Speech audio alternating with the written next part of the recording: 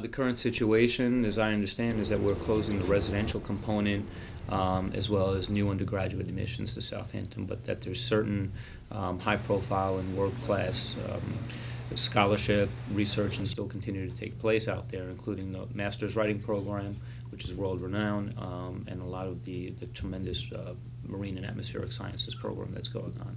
But we found out through a newspaper, keep in mind, not the school, but a newspaper, on Tuesday, April 6th, that our school was being shut down. Saying that our school was closing, they're going to shutter it and move the majority of the majors and courses that are offered to main campus, and that there's 550 students here.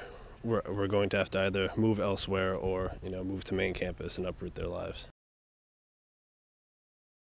Just quickly sprung into action. There was no thought process really put into it. It was just, okay, we're now in a bind and in a crunch. How do we get out of it? Student leaders and myself, we kind of sat down and we said, we need to march and we need to demonstrate our solidarity and come bring President Stanley a message of that solidarity. And so we did. We marched the 15 miles.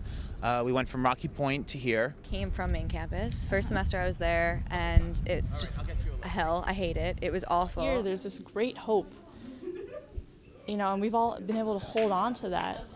And then we find out that we're closing, and it's like everything we were given. It's like, yes, everything you've dreamt about, everything you want in this world, you can do it. You can come here and you can be that, and you can become it and make it everywhere. And then they're just like, never mind.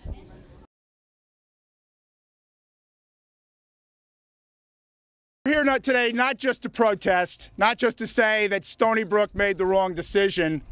We're here because we want to propose something constructive as an alternative to the closing of this campus. This college has been the source of dreams and dreams that have come true for many people over the last 40+ years. What the town is going to be looking at and offering to the State University is to buy the development rights on this 82-acre campus. Today, all of us are going to sign this letter. We're going to seal it with a kiss, and we're going to send it off to the Chancellor and to the President of Stony Brook University. Save our school! Save our school! Save our school! Save our school!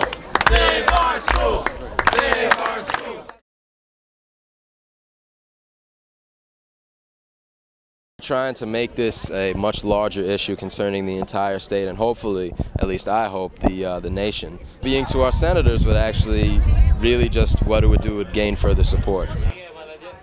I think there was about 60 of us, and they split us into 10 groups of 6 with a designated coordinator from the university union. We basically split up a list of assemblymen and representatives to go see, and we lobbied our issue to them. The main ingredient, and I think this is what SUNY is most interested in, is the fact that we believe that the tuition money ought to be returned to the campus. A fairness argument, an equity argument that even with elected officials, I think, has some resonance. You've been treated unfairly. We made our statement, we made it loud and clear, and we've got a lot of support, so I'm happy. Where am I going to go? I will not go back to main campus. That place is evil. I won't go there. It's awful. There's things that need to change. We can't keep begging for money, and the state can't just keep cutting money off. Other schools out of state are twice as much as what I'm paying right now. I can't afford to go there. I'm not going to get the same aid there than I am here.